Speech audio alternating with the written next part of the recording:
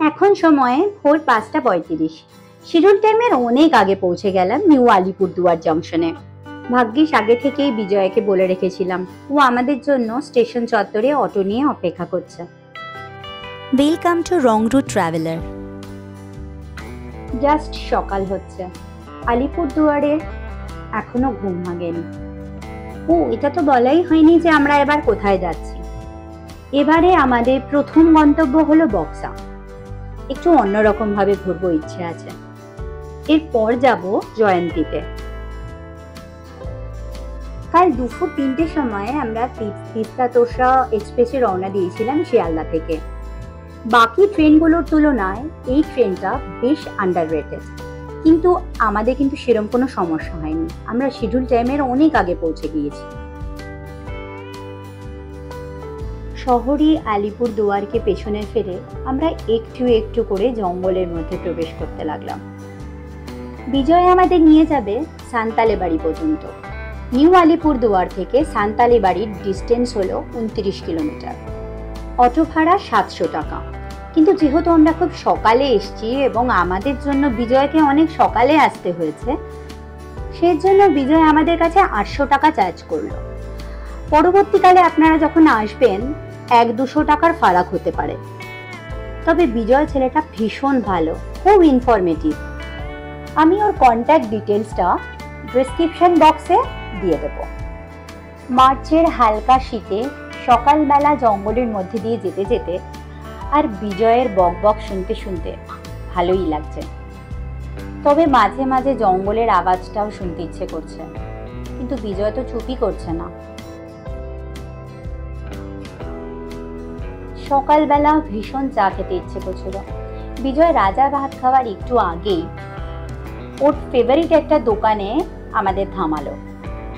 সেখানে জুটে গেল আমার কিছু বেস্ট ফ্রেন্ডস, মানে ডগস। অ্যানিমেলস আমাদের ভীষণ প্রিয়, তাই যেখানে যা পশু পাখি থাকে আমি সেখানে ওদের জন্য কিছু না কিছু খাবার নিয়ে যাই আর ওদের সঙ্গে অনেকক্ষণ সময় কাটাই। শুধু কুকুর নয়, যে কোনো কিছু। আর কুকুর তো সব জায়গায় জুটে যাবেই, এখানেও জুটে গেল। এখানে চাটা বেশ ভালো। চা খেতে খেতে সূর্য ওঠা দেখলাম, খুব সুন্দর লাগছিল সময়টা। চা খাওয়ার পরে আমরা আবার জার্নি শুরু করলাম। এবার জঙ্গল বেশ ঘন হতে হতে চলেছে। বিজয় আমাকে একের পর এক হাতির গল্প শোনাতে শোনাতে চলেছে। আমরা দেখলাম ও রাস্তার ওপর প্রচুর হাতির বিষ্ঠা পড়ে রয়েছে। রাজা ভাত খাওয়া পৌঁছানোর আগে একটা খুব সুন্দর জঙ্গলের মধ্যে কালী মন্দির পড়ল। আমরা সেখানে একটু দাঁড়ালাম। মন্দিরের পেছনেই আছে একটা ওয়াচ টাওয়ার। এখানে জঙ্গলটা বেশ ঘন। আমি গাছে একটা লেজার ইয়েলোনাপ দেখে ক্যামেরা নিয়ে এগিয়ে চললাম। জায়গাটা প্রচণ্ড সুন্দর, কিন্তু ভয়ও করছিল হঠাৎ করে হাতি না এসে পড়ে।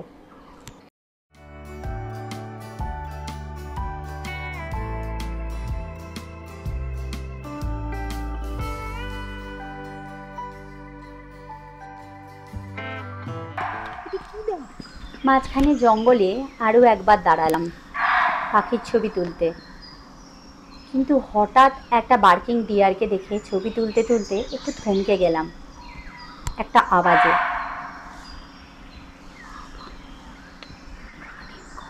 শুনতে পাচ্ছেন? এটা বার্কিং ডিয়ারের ডাক।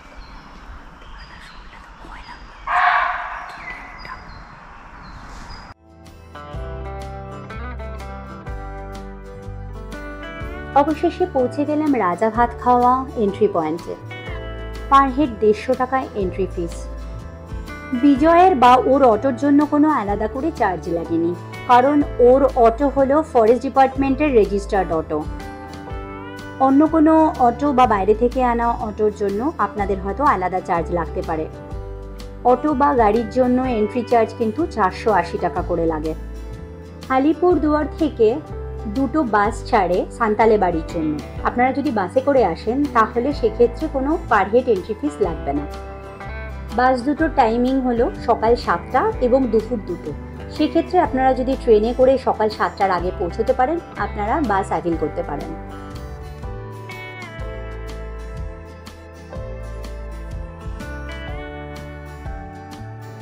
একটু চলার পরেই আমরা পৌঁছে গেলাম বক্সা এন্ট্রি গেটে। এখান থেকে সান্তালে বাড়ি আর বেশি দূর নয়।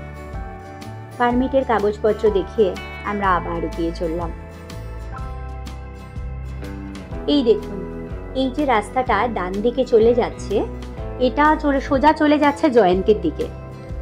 আমরা চলে যাব এই সোজা রাস্তাটা ধরে সান্তালে বাড়ির দিকে।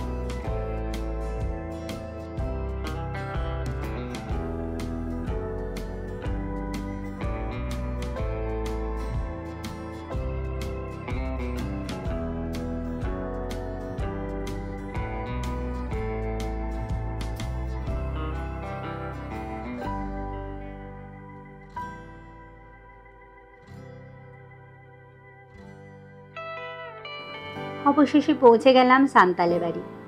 প্রচণ্ড খিদে পেয়ে গিয়েছিল, তাই প্রথমেই যে কাজটা করলাম, সামনের আন্টির দোকান থেকে চা আর মোমোর অর্ডার দিয়ে নিলাম। এসেও গেল কিছুক্ষণের মধ্যে। আন্টি বেশ টেস্টি মোমো বানান, ট্রাই করতে পারেন এখানে এলে। দোবানা হোমস্টের মালিক প্রকাশ থাপাজি এসে গেছেন আমাদের নিয়ে যেতে। সান্তালে বাড়ি থেকে 0 পয়েন্ট পর্যন্ত লোকাল সিন্ডিকেটের গাড়ি অ্যালাউড। তারপর 0 পয়েন্ট থেকে লেপচোখা, বক্সা ফোর্ট বা প্রকাশ থাপাজির হোমস্টে সবটাই যেতে হবে পায়ে হেঁটে। আমরা ঠিক করলাম সান্তালে বাড়ি থেকে কোনো গাড়ি না নিয়ে পুরো জঙ্গলের মধ্যে দিয়ে রাস্তাটা ট্রেকিং করেই যাব। 5-7 বছর আগে যখন সান্তালে বাড়িতে এসেছিলাম, তখন আমরা এখানেই সান্তালে বাড়িতেই ছিলাম। তখন জায়গাটা অনেক নির্জন ছিল, কিন্তু এখন অনেক ভিড়ভাড় হয়ে গেছে। এবার আমরা বক্সা ফোর্টের কাছে দোবানা হোমস্টেতে থাকছি।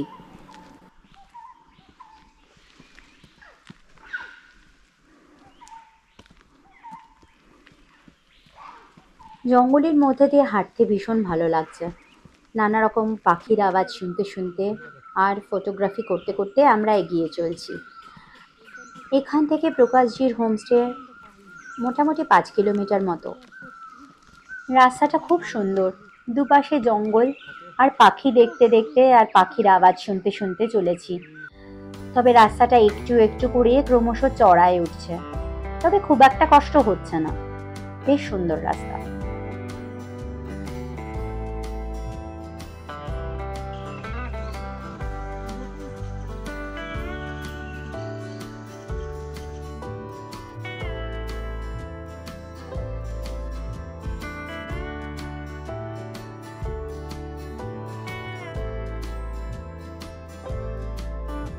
বেশ কিছুক্ষণ ট্রেকিং করার পর অবশেষে পৌঁছে গেলাম 0 পয়েন্টে। একটা বসার জায়গা দেখে বসে পড়লাম, প্রচণ্ড হাঁপিয়ে গিয়েছি। এটা সম্ভবত কোনো চায়ের দোকান, যেটা কিনা এখন বন্ধ রয়েছে।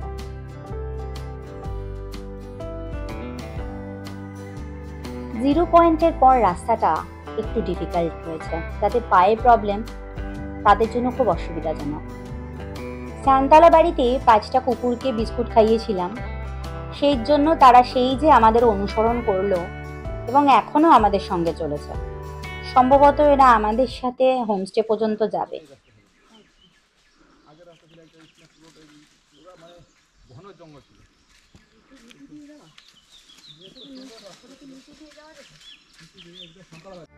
খানিকটা যাওয়ার পর একটা ভিউ পয়েন্ট পড়লো। জায়গাটা বেশ সুন্দর, চারিদিকে গাছপালা আর উপর থেকে নিচটাও বেশ ভালো দেখা যাচ্ছে। এই জায়গাটায় প্রচুর পাখি রয়েছে।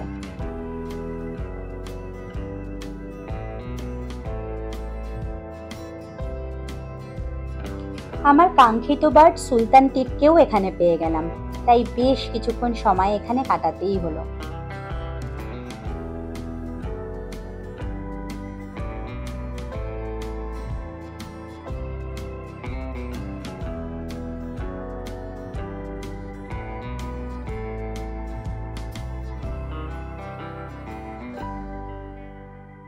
বেশ খানিকটা চড়াই রাস্তা পেরিয়ে অবশেষে পৌঁছে গেলাম প্রকাশজির গ্রামে। এই গ্রামটির নাম সদর ভিলেজ। এখানে 1-2 হোমস্টেও রয়েছে।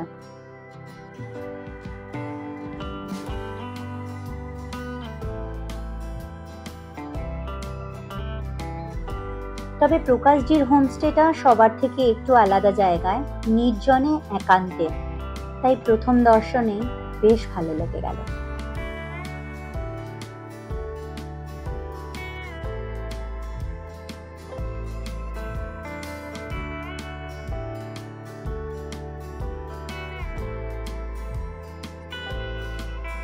চলুন এবার হোমস্টেটাকে খুব ভালো করে জেনে নিই।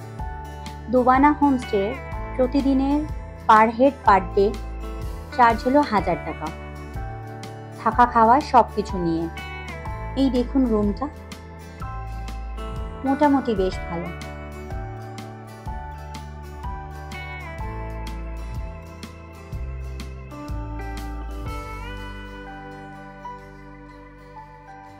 বাথরুমটাও পরিষ্কার পরিচ্ছন্ন। এখানে টোটাল 3টে রুম রয়েছে, তার মধ্যে 2টো ঘরের অ্যাটাচ বাথরুম রয়েছে আর একটা ঘরে বাথরুম নেই।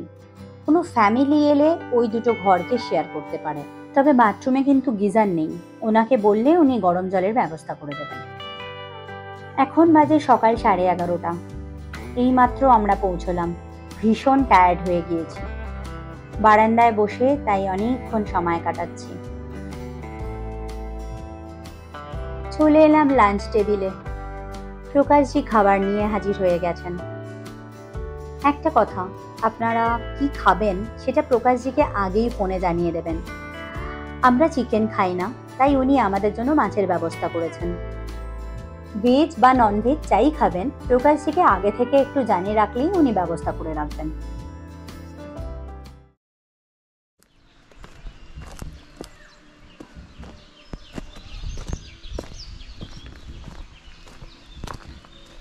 খাওয়া দাওয়ার পর আর ঘরে যেতে ইচ্ছে করলো না, তাই হোমস্টের ঠিক নিচেই একটা ছোট্ট নদী আছে। চললাম ওই নদীটাকে দেখতে। এই গ্রামের প্রায় অনেক লোকেরাই এই নদীতে স্নান করছেন এবং কাপড় কাচাকাচি করছেন, কিন্তু ততটা তো জলও নেই এই নদীতে।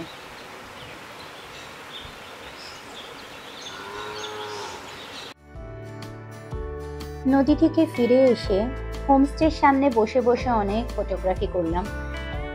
হোমস্টের সামনে চেয়ারে বসে বসে পুরো সময়টা কাটিয়ে দিলাম। গ্রামের লোকেরা বেশ পরিশ্রমী। একজন ভদ্রলোককে দেখলাম নিচ থেকে প্রচুর কাঠ কুড়িয়ে নিয়ে চলেছেন, সম্ভবত জ্বালানি হিসেবে ইউজ করবেন বলে।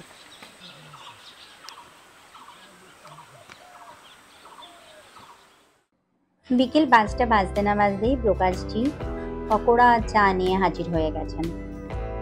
উনি বেশ গল্প করতে ভালোবাসেন। ওনার সঙ্গে চা খেতে খেতে বিভিন্ন ট্রেকিং রুটগুলো নিয়ে ও আশপাশের সমস্ত গ্রাম নিয়ে আলোচনা করতে করতে সময়টা দারুণ কাটছে।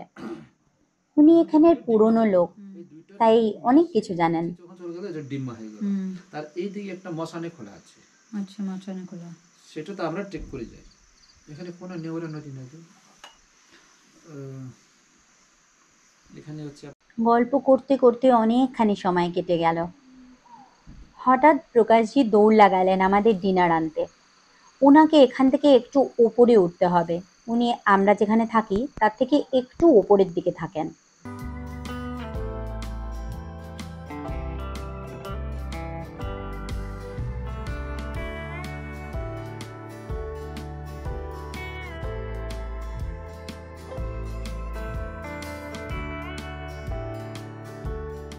ডিনার হয়ে গেছে।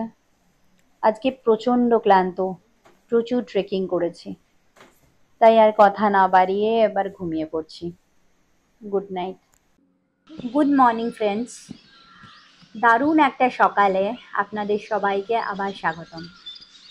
এক্ষুনি চা খেয়েই আমরা বেরিয়ে পড়ব বক্সা ফোর্টের উদ্দেশ্যে। তার সাথে কিছু বার্ড ফটোগ্রাফিও করব।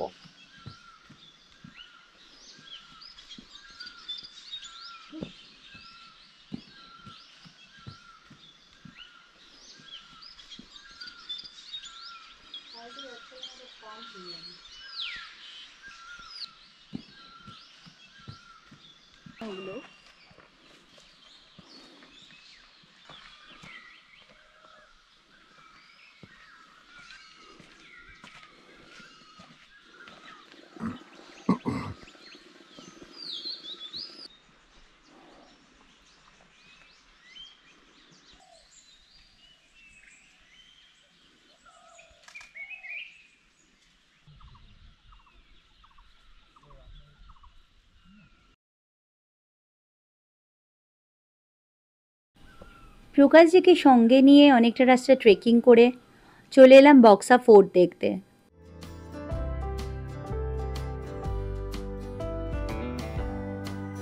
ফোর্টে এসে সেরম একটা কিছু ভালো লাগলো না। ভেবেছিলাম কোনো রুইন্স দেখতে পারবো, কিন্তু এটাকে রং করে মেনটেন করে এমন ঝাঁচকচকে বানিয়ে রেখেছে, সে রুইন্সের মতো ব্যাপারটাই আর নেই। ব্রিটিশ পিরিয়ডে ইংরেজরাও অনেক বিপ্লবীদেরই এখানে বন্দি করে রেখেছিলেন, কিন্তু এখানের গাইডরা যে গল্প শোনায় তাতে বলেন যে এখানে নেতাজি সুভাষচন্দ্র বোসকেও রাখা হয়েছিল, কিন্তু তার কিন্তু কোনো ঐতিহাসিক ভিত্তি নেই।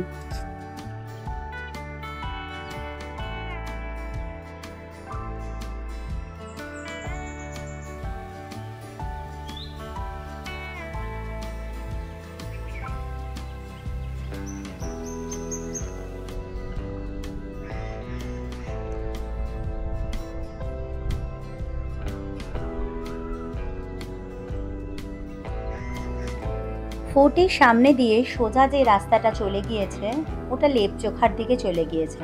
ওখানেও প্রচুর হোমস্টে রয়েছে। ওই জায়গাটাও বার্ড ফটোগ্রাফির জন্য বেশ ভালো, তবে আমরা গেলাম না, কারণ আলোর অপোজিটে বেশ অন্ধকার অন্ধকার বলে ফটো তোলায় অসুবিধে হবে। বরং আমরা উল্টো দিকে পোস্ট অফিসের রাস্তাটা ধরে চলে গেলাম। এদিক দিয়ে সোজা গেলে তাসিগাঁওয়ে পৌঁছানো যাবে। তাসিগাঁওতেও অনেক হোমস্টে রয়েছে, আর রয়েছে একটা মনেস্ট্রি। ওই জায়গাটা পাখির জন্য ভীষণ ভালো, তবে একটু ট্রেকিংয়ের জন্য টাফ রুট। আমরা এই রাস্তাতেই খানিকটা যাচ্ছি বার্ড ফটোগ্রাফির জন্য। এই রাস্তাতে যেতে যেতে ইংরেজ আমলের বহু পুরনো একটা ছোট্ট পোস্ট অফিস দেখতে পেলাম, আর দেখতে পেলাম গ্রামের বাচ্চাদের ক্লাস 4 পর্যন্ত পড়ার জন্য একটা ছোট্ট স্কুল। বেশ খানিকটা এগোনোর পর চোখে পড়লো একটা ছোট্ট হেলথ সেন্টার। প্রচুর রাস্তা হাঁটলাম আর বার্ড ফটোগ্রাফি করলাম, খুব সুন্দর লাগছিল। এখন বেশ খিদে পেয়ে গেছে, তাই হোমস্টের উদ্দেশ্যে ফিরে চললাম।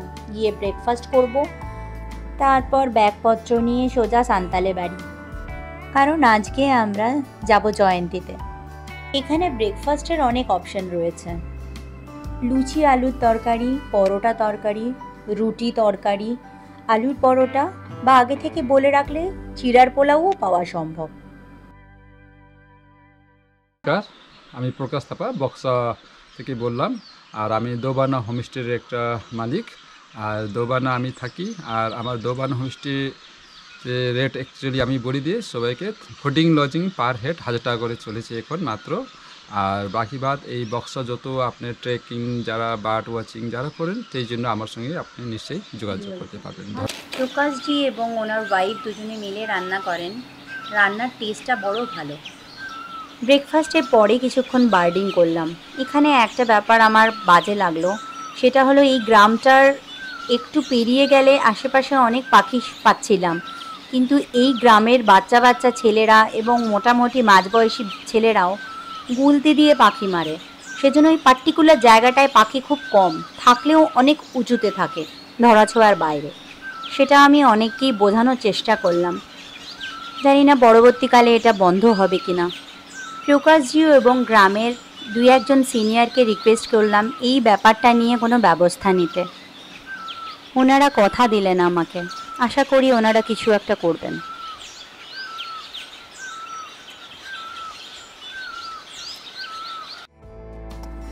প্রকাশজি বেশ ভালো মানুষ, ওনার ব্যবহার এবং আপ্যায়নে আমরা প্রচণ্ড আপ্লুত। যাই হোক, এবার দোবানা হোমস্টেকে এবং এই ছোট্ট গ্রামটাকে বিদায় দিয়ে বার্ডিং করতে করতে আমরা এগিয়ে চললাম। এই গ্রামে ম্যাক্সিমাম লোকেরাই বৌদ্ধিস্ট, কিছু খ্রিস্টানও রয়েছে। আজ সম্ভবত ওনাদের কোনো বৌদ্ধ গুরু কোনো মন্ত্র দেবেন, তাই সকাল থেকেই দেখছি সবাই ট্র্যাডিশনাল ড্রেস পরে পিঠে একটা ঝুড়ি নিয়ে চলেছে 0 পয়েন্টের দিকে। আমরা ওই দিকেই যাব, তাই ওনাদের পেছন পেছন চললাম।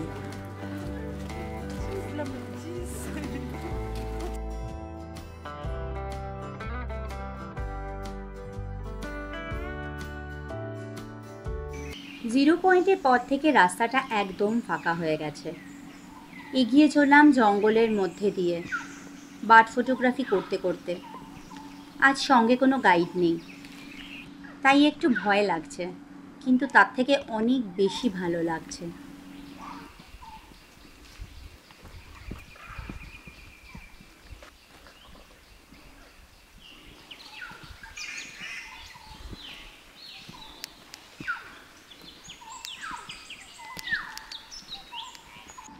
সান্তালে বাড়িতে বিজয় প্রথম থেকেই আমাদের জন্য ওয়েট করছিল। সান্তালে বাড়িতে একটু মোমো আর চা খেয়ে রওনা দিলাম জয়ন্তীর পথে। খুব শীঘ্রই ফিরে আসছি আমার জয়ন্তী ভ্রমণের কাহিনী নিয়ে এই সিরিজের দ্বিতীয় পর্বে।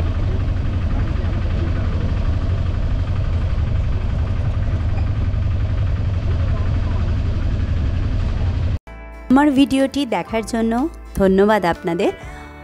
আমার ভিডিওটি যদি আপনাদের ভালো লেগে থাকে প্লিজ লাইক, কমেন্ট আর শেয়ার করতে ভুলবেন না। আর যদি সাবস্ক্রাইব না করে থাকেন তো প্লিজ সাবস্ক্রাইব করে নেবেন।